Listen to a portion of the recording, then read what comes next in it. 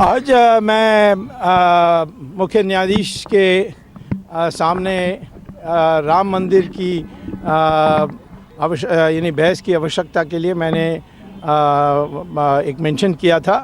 और कोर्ट को मैंने कहा कि ये 6.5 साल से पड़ा हुआ है। उसके पहले इलाहाबाद हाई कोर्ट ने 16 साल ली और अब मेरी मूलभूत अधिकार इससे उल्लंघन हो रहा है और इसीलिए ये जो मेन मैटर है उसकी फ़ैसला होनी चाहिए। तो कोर्ट ने कहा कि हम तो चाहते हैं कि आप दोनों साइड्स बैठकर इसकी फ़ैसला करें और फिर हमारे पास आएँ उसकी एक समाधान के साथ। तो मैंने कहा कि वो बैठने के लिए आपकी आदेश की आवश्यकता है। इस पर तीनों न्यायाधीशों ने आपस में सलाह की थी 5-10 मिनट के लिए और फिर उन्होंने ये कहा कि इस पर आप अगले शुक्रवार माने ये आने वाली शुक्रवार नहीं, उसके बाद जो शुक्रवार है उसमें दोबारा आप आकर इस पर प्रश्न उठाइए और हम आपको बता देंगे कि कैसे आगे बढ़ना है। मैं समझता हूँ कि हम तो शुरू से तैयार हैं कि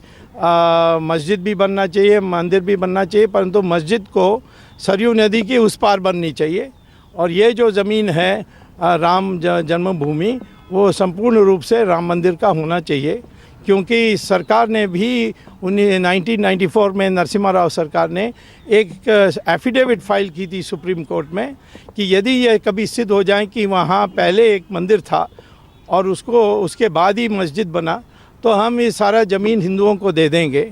उस एफिडेविट के लिए इलाहाबाद हाई कोर्ट को आदेश दिया था सुप्रीम कोर्ट ने कि इस पर जांच करवाइए और इलाहाबाद हाई कोर्ट ने all archaeological survey of India को उन्होंने इस बात को सौंपा था। आर्कियोलॉजिकल सर्वे ऑफ इंडिया ने 2 साल की पूरी आधुनिक जांच के बाद ये कहा कि वो एक विशाल मंदिर मस्जिद के नीचे है और इसीलिए एक मंदिर पहले था, ये बात सिद्ध हो गई।